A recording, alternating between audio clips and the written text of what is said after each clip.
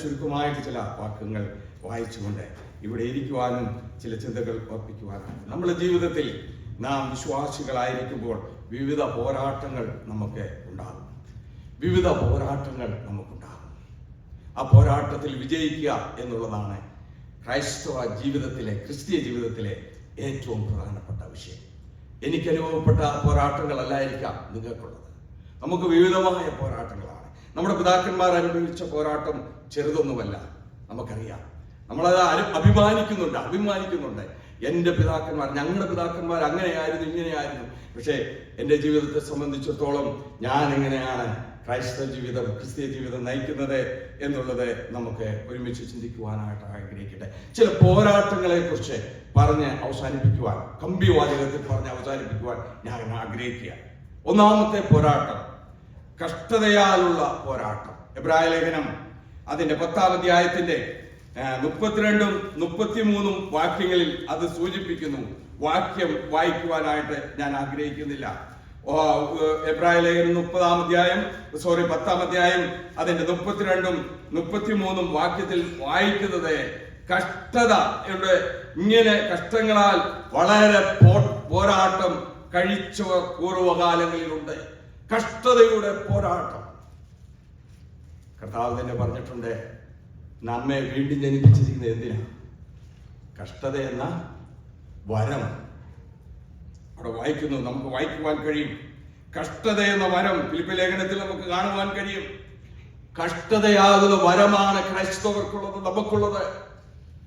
എൻ്റെ അമ്മച്ചി, ഞാൻ കർത്താവിനെ അറിഞ്ഞിട്ട് മുന്നോട്ട്, ഞാൻ ഇന്നലെ ഓർപ്പിച്ചതുപോലെ മുന്നോട്ട് വന്നപ്പോൾ പറഞ്ഞത് വാക്കുകളാണ്. കർത്താവിന്റെ വേലയ്ക്ക് വേണ്ടി തിരിഞ്ഞപ്പോൾ എന്നോട് എൻ്റെ അമ്മച്ചി പറഞ്ഞത്, ഇത് പട്ടുമത്തയുടെ അനുഭവമായിരിക്കില്ല, മറിച്ച് കഷ്ടതയുടെ അനുഭവമായിരിക്കും. യെസ്, കഷ്ടതയുടെ അനുഭവം. നമുക്കറിയാം, ബൈബിളിൽ നാം പഠിച്ചാൽ കർത്താവിന് വേണ്ടി വളരെ ശോഭിച്ചിട്ടുള്ള പ്രിയപ്പെട്ടവരൊക്കെ കഷ്ടം അനുഭവിച്ചവരാണ്. അതിന് ഏറ്റവും അടുത്ത ഉദാഹരണമാണല്ലോ, ഏറ്റവും കൂടുതൽ സഭസ്ഥാപിതമായി മിഷനറി പ്രവർത്തനം നടത്തി ധാരാളം പേരെ കർത്താവിന് വേണ്ടി കൊണ്ടുവന്ന പൗലോസ് അനുഭവിച്ച കഷ്ടം. അതിന്റെ ഒന്നും അടുത്ത് നമുക്ക് എത്തുവാൻ കഴിയയില്ല. കർത്താവ് പറഞ്ഞല്ലോ, കഷ്ടതയുടെ വരം. പൗലോസ് തന്നെ പറഞ്ഞു, കഷ്ടതയുടെ വരം നൽകിയിരിക്കുന്നു. പൗലോസ് അനുഭവിച്ച കഷ്ടത നമുക്ക് 1-2 കൊരിന്ത്യർ 11-ാം അധ്യായത്തിന്റെ 23 മുതൽ 28 വരെയുള്ള വാക്യങ്ങൾ എടുത്തു വായിക്കുവാൻ ആഗ്രഹിക്കുന്നില്ല. കഷ്ടതയുടെ ഒരു നീണ്ട പട്ടിക നമുക്ക് അവിടെ കാണുവാനായിട്ട് കഴിയും. പൗലോസിനെ പോലെ ഞാൻ പുതിയ നിയമത്തിൽ പൗലോസിനെ പോലെ കർത്താവിന് വേണ്ടി ശോഭിച്ച ആ വ്യക്തിക്ക് അനുഭവിച്ച കഷ്ടത എന്തോ ഒരു വലിയ കഷ്ടതയാണ്. നമുക്കറിയാം, ആദ്യത്തെ രക്തസാക്ഷിയായിരിക്കുന്ന, എന്റെ ജീവിതത്തെ വളരെ സ്വാധീനിപ്പിച്ച ഒരു വ്യക്തിയാണ് ബൈബിളിലെ സ്തെഫാനോസ് എന്ന് പറയുന്ന വ്യക്തി. താൻ കർത്താവിന് വേണ്ടി വളരെയധികം ശോഭിച്ചപ്പോൾ, നമുക്കറിയാം സ്തെഫാനോസിനെ എന്തിനാണ് തെരഞ്ഞെടുത്തത് നമുക്കറിയാം. മേശയിലെ ശുശ്രൂഷ, സഹോദരിമാരായിരിക്കുന്ന വിധവമാരെ അവരെയൊക്കെ ശുശ്രൂഷ. മേശ എന്ന് പറഞ്ഞാൽ ഇന്ന് രാവിലെ കർത്തൃമേശ എന്നുള്ള ആ മേശയല്ല, ആ ഭവനങ്ങളിലെ ആ ഡൈനിങ് ടേബിൾ. ഞാൻ അങ്ങനെ പറയാറുണ്ട്, കുഞ്ഞുങ്ങളെയൊക്കെ പഠിപ്പിക്കുമ്പോൾ അങ്ങനെ പറയാറുണ്ട്. കുഞ്ഞുങ്ങളെ, ഡൈനിങ് ടേബിളിലെ ശുശ്രൂഷയായിരുന്നു ആർക്ക്? സ്തെഫാനോസിന്. എന്നാൽ തന്റെ പുസ്തക പ്രവൃത്തി 7-ാം അധ്യായം മുഴുവനും നമുക്ക് കാണുവാൻ കഴിയും. ഒരു വലിയ പ്രസംഗമായിരുന്നു. ആ പ്രസംഗത്തിന്റെ ഒടുവിൽ വായിക്കുന്നത്, സ്തെഫാനോസിന്റെ മുഖം ദൈവദൂതനെ പോലെ ശോഭിച്ചിരുന്നു, കൃപയും ജ്ഞാനവും നിറഞ്ഞവരായി ആ കർത്താവിന് വേണ്ടി ശോഭിച്ചു. ഒടുവിൽ നമുക്കറിയാം, ഒന്നാമത്തെ രക്തസാക്ഷിയായി തീർന്നു. സ്വർഗം തുറന്നിരിക്കുന്നതും യേശു കർത്താവ് എഴുന്നേറ്റ് നിൽക്കുന്നതും. ഞാൻ ഇങ്ങനെ പറയട്ടെ, നമ്മളൊക്കെ ചിന്തിച്ച് ആശ്വസിച്ചിട്ടുള്ള കാര്യമാണ്. എന്തിനാണ് യേശു കർത്താവ് എഴുന്നേറ്റ് നിൽക്കുന്നത്? അവിടെ ആടുവാൻ കഴിയും. ഞാൻ ഇങ്ങനെ പറയട്ടെ, കർത്താവ് എഴുന്നേറ്റ് നിൽക്കുന്നത് സ്തെഫാനോസിന്റെ ആത്മാവിനെ സ്വീകരിക്കാനാണ്. തീർച്ചയായിട്ടും ആ കഷ്ടത നമുക്ക് കാണുവാനായിട്ട് കഴിയും. അങ്ങനെ കഷ്ടം അനുഭവിച്ച ധാരാളം പേരെ കാണുവാൻ കഴിയും. നമ്മുടെ പിതാക്കന്മാരെ കാണുവാൻ കഴിയും. പ്രിയപ്പെട്ടവരെ, എത്രയോ പിതാക്കന്മാര് കർത്താവിനെ അറിഞ്ഞതുകൊണ്ട് ഭവനങ്ങളിൽ നിന്ന് ഇറക്കി വിട്ടിട്ട് ഒരു സ്വത്തും സമ്പത്തും ഒന്നും കൊടുക്കാതെ അവർ മുന്നോട്ട് പോകുമ്പോൾ ആരെങ്കിലും കർത്താവിന്റെ ദൈവമക്കൾ അവരെ സഹായിക്കുവാൻ കഴിയും. അങ്ങനെ സഹായിച്ചു. ഞാൻ ഓർപ്പിക്കട്ടെ, മേൽപ്പാടത്ത് ആ ബ്രദർ സഭയിലെ ആരംഭകാലത്തിലായിരിക്കുന്ന പുരയ്ക്കൽ കുഞ്ഞെന്ന് പറയുന്ന ഒരു വളരെ അധികം സമ്പത്തും വസ്തുവകയുമുള്ള ആ സഹോദരനാണ് എന്റെ വല്യപ്പച്ചനെ നെഞ്ചോട് ചേർത്ത് നിർത്തിയത്. ഞാൻ ഇപ്പോഴും ഓർക്കുന്നു, എന്റെ അപ്പച്ചന് വല്യപ്പച്ചനെ ഞാൻ കണ്ടിട്ടില്ല, ഒരു ഫോട്ടോ പോലും കണ്ടിട്ടില്ല. അവരുടെ കുടുംബമായിട്ട് ഒരു ബന്ധവും ഞങ്ങൾക്ക് ഇതുവരെയും ഉണ്ടായിട്ടില്ല. എന്റെ പിതാവ് പറഞ്ഞതല്ലാതെ ഞങ്ങൾക്ക് ഒന്നും അറിയുവാൻ കഴിയില്ല. ഒരിക്കൽ കുഞ്ഞ് തന്റെ സ്ഥലത്തിന്റെ ഒരു അല്പസ്ഥലത്ത് ഒരു കുടില് വെക്കുവാൻ അനുവാദം തന്നു. പാട്ടത്തിന് നിലമെടുത്തു. നിങ്ങൾക്കറിയാം, മേൽപ്പാടം എന്ന് പറയുമ്പോൾ 90% പാടമാണ്. അങ്ങനെ ജീവിച്ച് മുന്നോട്ട് വന്നു. അങ്ങനെ ഒത്തിരി കാര്യങ്ങൾ പറയുവാനുണ്ട് പ്രിയപ്പെട്ടവരെ. അവിടെ നിന്നൊക്കെയാണ് ദൈവം നമ്മളെ അനുഗ്രഹിച്ചിരിക്കുന്നത്. കഷ്ടങ്ങളുടെ ആ പോരാട്ടം, ഒരു ദിവസങ്ങളിൽ കഷ്ടതയാകുന്ന പോരാട്ടം ഇവിടെ ഇരിക്കുന്നവർക്കൊക്കെ എനിക്കറിയാം, ഞാൻ മനസ്സിലാക്കുന്നുണ്ട്. വളരെയധികം കഷ്ടപ്പെട്ട് ജോലി ചെയ്ത് മുന്നോട്ട് വന്നാണ് കാര്യങ്ങൾ ചെയ്തതാൽ ദൈവനാമത്തിന് വേണ്ടി അനുഭവിക്കുന്ന കഷ്ടങ്ങളൊക്കെ ദൈവത്തിന്റെ പുസ്തകത്തിൽ എഴുതി വെക്കുമെന്ന് കാണുവാൻ കഴിയും. ലോകം പ്രകാരം നേടുന്നതൊക്കെ ഇവിടെ വെച്ച് തീരും. എന്നാൽ ദൈവത്തിന് വേണ്ടി അനുഭവിക്കുന്ന കഷ്ടം അത് എഴുതപ്പെടും, യാതൊരു സംശയവുമില്ല. ദൈവം നമ്മെ സഹായിക്കട്ടെ. ഒന്നാമത്തെ പോരാട്ടം കഷ്ടതയുടെ പോരാട്ടമാണ്. അങ്ങനെയെങ്കിൽ രണ്ടാമത്തെ പോരാട്ടം ഫിലിപ്പി ലേഖനം 4-ാം അധ്യായത്തിന്റെ 3-ാം വാക്യം. ഫിലിപ്പി ലേഖനം 4-ാം അധ്യായം 3-ാം വാക്യം അതിങ്ങനെയാണ് പറയുന്നത്: സുവിശേഷ ഘോഷണത്തിനുള്ള പോരാട്ടം. രക്ഷിക്കപ്പെട്ട ദൈവമക്കളോട് ഞാൻ പറയട്ടെ, സുവിശേഷ ഘോഷണം അത് നമ്മുടെ അവകാശമാണ്. കർത്താവ് പറഞ്ഞു, നിങ്ങൾ ഭൂലോകത്തൊക്കെ പോയി എന്റെ സാക്ഷിയായി തീരണം. കർത്താവ് ആഗ്രഹിക്കുന്ന കാര്യമാണ്. ഫിലിപ്പി ലേഖനം 4-ാം അധ്യായത്തിന്റെ 3-ാം വാക്യത്തിൽ പറയുന്നുണ്ട്, സുവിശേഷ ഘോഷണത്തിനുള്ള പോരാട്ടം. അത് വലിയ പോരാട്ടമാണ്, വളരെ പോരാട്ടമുള്ള കർത്താവിന്റെ വേല എന്ന് പറയുന്നത് പോരാട്ടത്തോട് ചെയ്യേണ്ടതാണ്. മാത്രമല്ല, അതേ പുസ്തകത്തിൽ തന്നെ ഫിലിപ്പി ലേഖനം 2-ാം അധ്യായം അതിന്റെ 22-ാം വാക്യത്തിൽ പറയുന്നത്, സുവിശേഷ ഘോഷണത്തിൽ സേവ ചെയ്തു. ഒരു ശുശ്രൂഷയാണ്. പലപ്പോഴും പലരുടെയും സുവിശേഷ പ്രവർത്തനങ്ങൾ കണ്ടോ ഞാൻ നെഗറ്റീവായിട്ട് പറയാൻ ആഗ്രഹിക്കുന്നില്ല. പലപ്പോഴും ഒരു ശുശ്രൂഷ ചെയ്യുമ്പോൾ അതിനകത്ത് പോസിറ്റീവായിട്ടുള്ള കാര്യങ്ങൾ പറയാൻ പലരുടെയും കാര്യങ്ങൾ കാണുമ്പോൾ ഞാൻ ഉൾപ്പെടെ പറയട്ടെ, അതൊരു സേവയാണ്, ശുശ്രൂഷയാണ്. സുവിശേഷ ഘോഷണം അറിയിക്കുക, പല മാധ്യമങ്ങളിൽ കൂടെ അറിയിക്കുക. ഈ നാളുകളിൽ കോവിഡ് വന്നതിന് ശേഷം അധികം ഭവനങ്ങളിൽ പോകാനോ വ്യക്തികളായിട്ട് കർത്താവിനെ കുറിച്ച് പറയാനോ സാധിക്കുന്നില്ല. കാരണം നമുക്കറിയാമല്ലോ. എന്നാൽ ഒത്തിരി പരസ്യങ്ങൾ നടക്കുന്നുണ്ട്. എനിക്കറിയാം, അനേക ടീമുകളുണ്ട്. ചെറിയ മൈക്കുകൾ എടുത്തിട്ട് ആ ചെറിയ 5ഉം 8ഉം 10ഉം വീടുകൾ അടുപ്പിച്ചുള്ളിടത്ത് കൊണ്ടുപോയി ആ മൈക്ക് വെച്ച് പ്രസംഗിക്കുന്ന പ്രസംഗങ്ങൾ ഇന്ന് ധാരാളം നടക്കുന്നുണ്ട്. മാത്രമല്ല, മൈക്ക് സാങ്ഷൻ എടുത്തുകൊണ്ട് ആ വിവിധ സ്ഥലങ്ങളിൽ പോയി ഒരു ദിവസം മുഴുവനായിട്ട് പരിശോധന നടക്കുന്നുണ്ട്. അവിടെയൊക്കെ ദൈവത്തിന്റെ നാമം മഹത്വപ്പെടുമാറാകട്ടെ. വിവിധ മേഖലകളിൽ കൂടെ സുവിശേഷം അറിയിക്കുവാൻ കഴിയും. ഇപ്പോൾ നമുക്കറിയാം, ഏറ്റവും കൂടുതൽ സുവിശേഷീകരണം നടക്കുന്നത് മീഡിയയിൽ കൂടെ അല്ലെ, ഇന്ന് വാട്സപ്പിൽ കൂടെ. നമുക്കറിയാം, സൂം മീറ്റിംഗ് ആണ്, അതുപോലെയുള്ള പല രീതിയാണ്. ഒത്തിരി മെസ്സേജുകൾ നമുക്ക് കാണുവാനായിട്ട് കഴിയും. സുവിശേഷീകരണം അത് നമ്മുടെ ലക്ഷ്യമായിരിക്കട്ടെ. ഇവിടെ ഇരിക്കുന്നവരെല്ലാം സുവിശേഷീകരണം ഇവിടെ നടത്തുവാൻ അസാധ്യമാണെങ്കിലും എന്നാൽ സുവിശേഷീകരണത്തെ സപ്പോർട്ട് ചെയ്യുവാനും പ്രാർത്ഥിക്കുവാനും അവരെ കൈത്താങ്ങൽ ചെയ്യുവാനും കഴിയും. പ്രിയപ്പെട്ടവരെ, ദൈവം നമ്മെ സഹായിക്കട്ടെ. സുവിശേഷ ഘോഷണത്താൽ പോരാട്ടം അത് വലിയ പോരാട്ടമായിരിക്കുകയാണ്. എന്റെ ജീവിതത്തിൽ കർത്താവിന്റെ വേലയ്ക്ക് വേണ്ടി ഇറങ്ങിയിട്ടിന്ന് ഈ 18 വർഷം ആയിരിക്കും. ഞാൻ ജോലിയിൽ ഇരിക്കുമ്പോഴാണ് അവിടെ സഭയുണ്ടായത്. 18 വർഷമായി കർത്താവിന്റെ വേലയ്ക്ക് വേണ്ടി ആയിരിക്കുന്നു. പ്രിയപ്പെട്ടവരെ, വലിയ പോരാട്ടമാണ്. ഞാൻ ഇന്നേക്ക് ഓർക്കുന്നു, അതിനൊക്കെ മുന്നേ ഏകദേശം ഒരു 10-15 വർഷങ്ങൾക്ക് മുന്നേ എടക്കര എന്ന് പറയുന്ന സ്ഥലത്ത് നടന്ന ഒരു ബാലസംഘത്തിന്റെ മീറ്റിംഗ് വെച്ച് വറീഷ് കുര്യൻ സുവിശേഷീകരണം എന്നുള്ള ലക്ഷ്യത്തെക്കുറിച്ച് ഒരു ക്ലാസ് എടുത്തപ്പോൾ വാസ്തവത്തിൽ അന്ന് ഞാൻ തീരുമാനിച്ചതാണ് കർത്താവിന്റെ വേലയ്ക്ക് വേണ്ടി തിരിയണം. എന്നാൽ പല ഹൃദയത്തിലുള്ള പല കാര്യങ്ങളുള്ളത് കൊണ്ട് വീണ്ടും ചില വർഷങ്ങളോട് ജോലിക്ക് പോകേണ്ടി വന്നു. എന്നാൽ തക്ക സമയത്ത് കർത്താവിന്റെ വേലയ്ക്ക് വേണ്ടി തിരിയുവാൻ ഇടയായതോർത്ത് ദൈവത്തെ സ്തുതിക്കുന്നു. സുവിശേഷ ഘോഷണത്തിലുള്ള പോരാട്ടം നമുക്ക് ഉണ്ടാകുവാൻ ഇടയാകട്ടെ. പ്രാർത്ഥനയോടുകൂടി നമ്മെ ഏൽപ്പിച്ചിരിക്കുന്ന ശുശ്രൂഷകൾ ചെയ്യുവാൻ ദൈവം നമ്മെ സഹായിക്കട്ടെ. സുവിശേഷം അറിയിക്കാതെ മറ്റുള്ളവരെങ്ങനെ കർത്താവിനെ അറിയും? കേൾക്കാതെ എങ്ങനെ വിശ്വസിക്കും? അറിയിക്കേണ്ട ചുമതല നമ്മുടെയാണ്. ദൈവം നമ്മെ സഹായിക്കട്ടെ.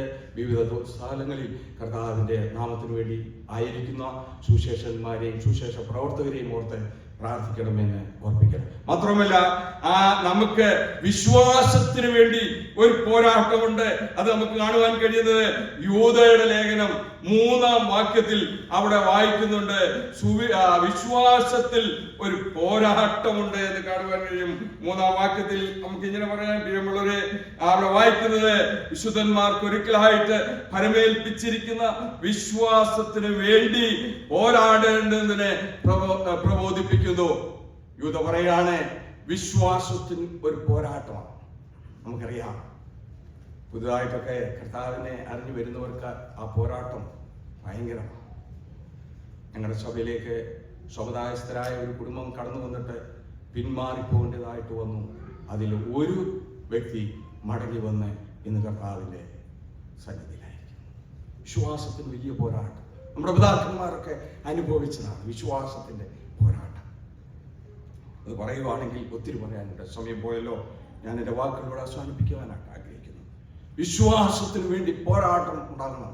അബ്രഹാമിനെ കുറിച്ച് പറയുന്നത്, വിശ്വാസികളുടെ പിതാവായ അബ്രഹാം അനുഭവിച്ച പോരാട്ടം നമുക്കറിയാൻ കഴിയും. പ്രിയപ്പെട്ടവരെ, അവിടെ നമുക്ക് കാണുവാൻ കഴിയും.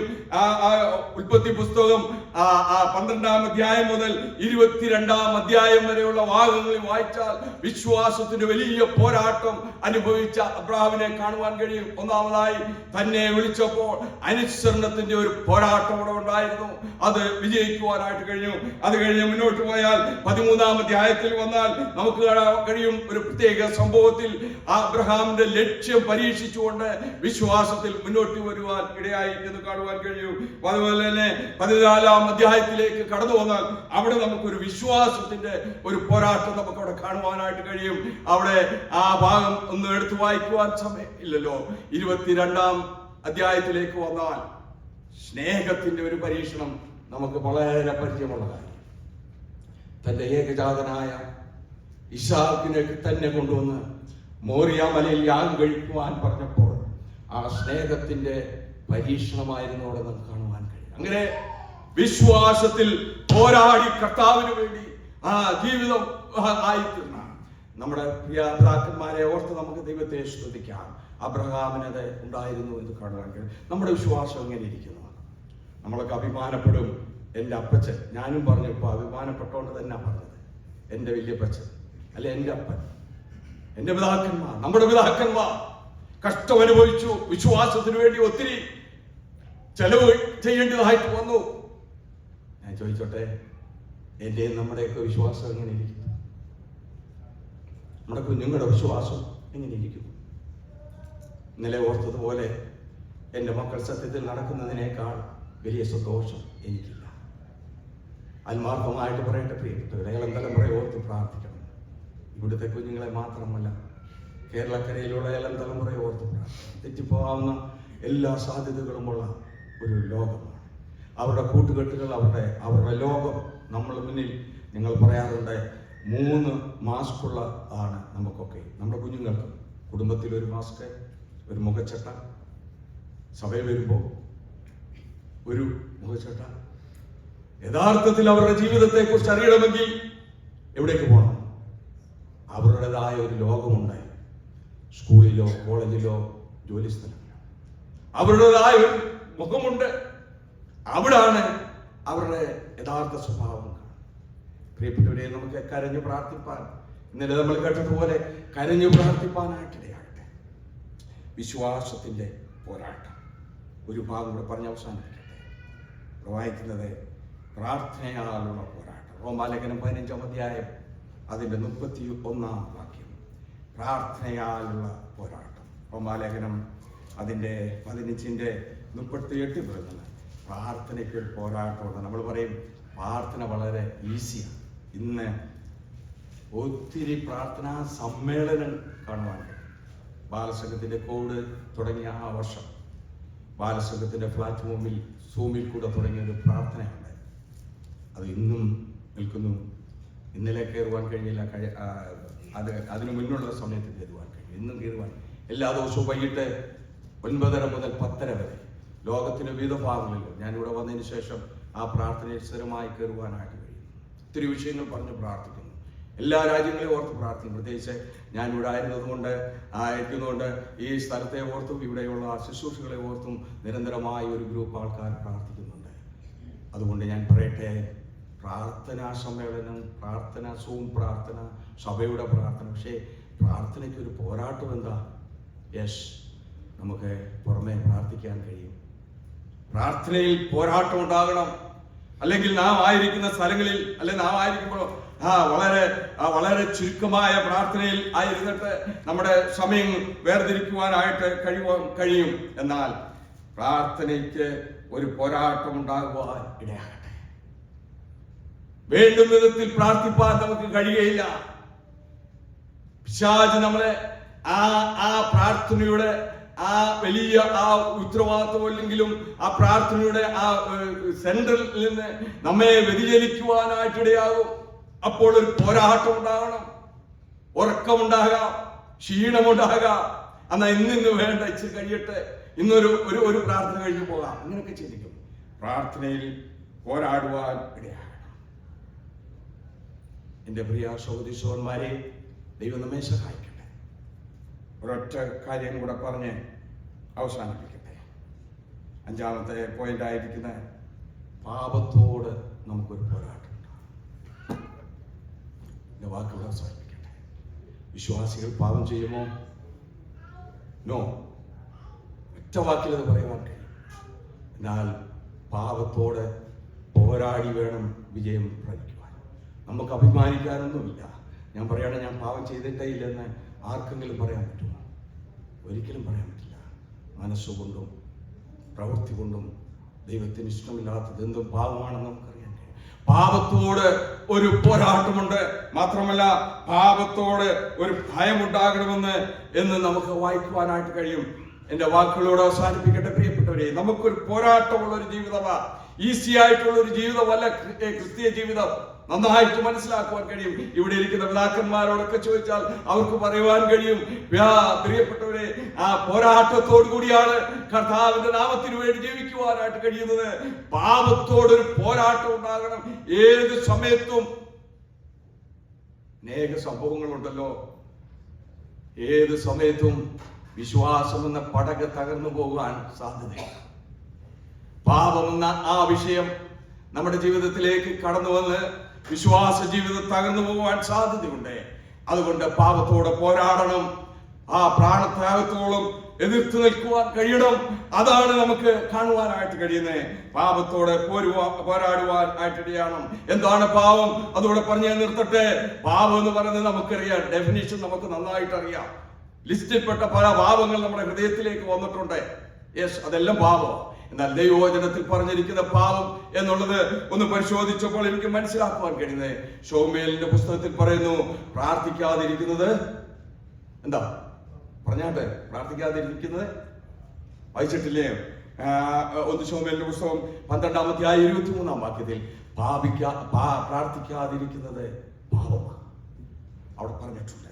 മാത്രമല്ല, റോമാലേഖനത്തിൽ പറഞ്ഞിട്ടുണ്ട്, വിശ്വാസത്തിൽ നിന്ന് ഉത്ഭവിക്കാത്തതൊക്കെയും എന്താണ്? ഞങ്ങളുടെ സഹോദരന്മാരെ, പാപമാണ്. അത് മാത്രമല്ല, യാക്കോബിന്റെ ലേഖനത്തിൽ വായിച്ചു വന്നപ്പോൾ, ഞാൻ ഒത്തിരി വായിച്ചിട്ടുള്ള ഒരു ലേഖനമാണ് യാക്കോബിന്റെ ലേഖനം. അവിടെ 2 കാര്യമുണ്ട്. മുഖപക്ഷം കാണിച്ചാൽ പാപം ചെയ്യും. മുഖപക്ഷം കാണിച്ചാൽ, ഇന്നതൊക്കെ വിവരിക്കേണ്ട കാര്യമില്ല. മുഖപക്ഷം കാണിച്ചാൽ പാപം ചെയ്യും. നന്മ ചെയ്യുവാൻ അറിഞ്ഞിട്ടും ചെയ്യാതിരിക്കുന്നത് എന്താണ്? പാപമാ. വളരെ വ്യക്തമായിട്ട് പറഞ്ഞിട്ടുണ്ട്. ഒടുവിലായിട്ട് 1 യോഹന്നാൻ 5-ാം അധ്യായത്തിന്റെ 17-ാം വാക്യത്തിൽ പറയുന്നത്, ഏത് അനീതിയും പാപമാ. ദൈവമക്കളോട് ഇത് പറയണോ? എന്റെ വാക്കുകൂടെ അവസാനിപ്പിക്കട്ടെ. ഏത് അനീതിയും പാപമാണ്. വിവിധ പോരാട്ടത്തിൽ കൂടെ മുന്നോട്ട് പോകാൻ ദൈവം നമ്മെ സഹായിക്കട്ടെ.